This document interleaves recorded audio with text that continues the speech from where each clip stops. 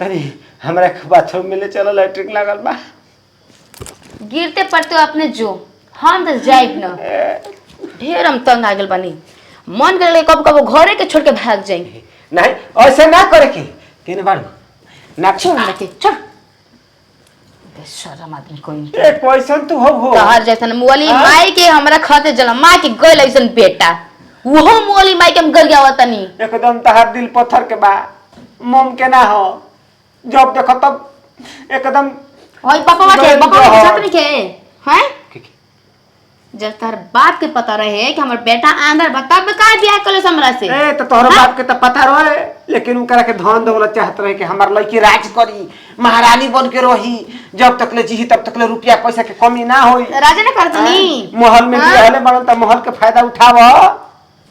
फायदा उठाए वही जवानी ऐसे ही रोड पे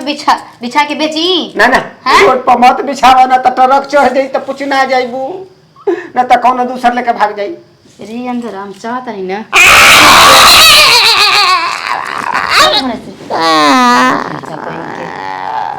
सही ना हम लोग जल्दी ते मुंह और मुंह वाला के बाद एकदम हम ना शांति से जियब हमारा जिंदगी के एकदम कंटा बाड़े ते ए काहे ऐसे करत रु काहे हमके मारत ताड़ू होई देखत रहे ना होई बोतल से मारता मारता मुंह एकदम लाल कर दे बोतल मरबू कसम अगर आंख रहित नु त ससुरी मोर का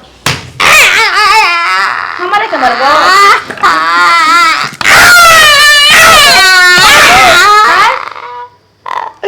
हम के मारी हन ये मारे वाला भइल बड़ो ए सुन ना तनी पानी पिया अब बहुत जोर के प्यास रहल बा ए हमार सोना प्यास से मोर बेटे अब मार दे प्यास ए हमार रानी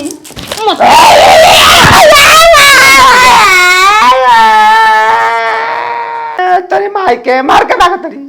प्लास्टिक के पिलवा परियो सन मुअबू ना त पारा नानी कली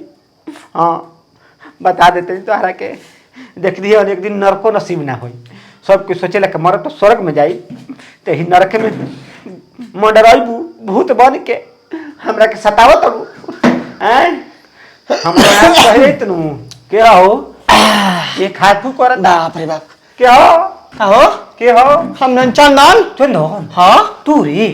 का करत रही जा चंदन एगो बात कही हां तनी हमरा प्यास लागल बा तनी पानी पियाव ना प्यास लागल बा हां आई मर्द तार मेरा भी तार के पानी के पियो थो हमार मेहरारू हां एगो बात कही हां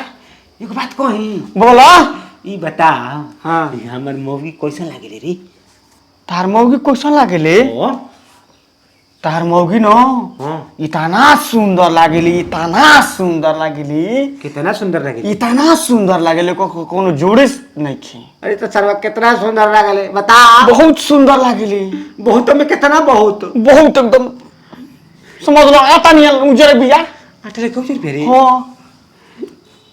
करी माई के देखही के उजर बिया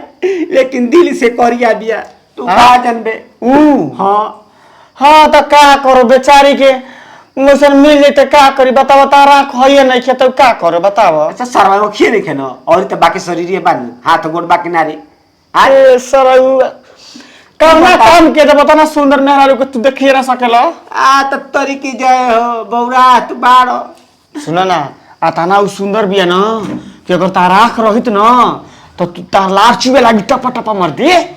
चुप रह हाँ हमन के चुवेला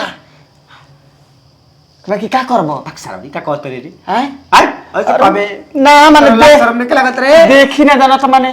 सोच रहे थे कि हमनियो को ओसने मेहरारू मिल जाई त अच्छा वैसन कुल गोराई वैसन कुल सुगराई से का फायदा रे जब तक ले बियाह को कहे होइनी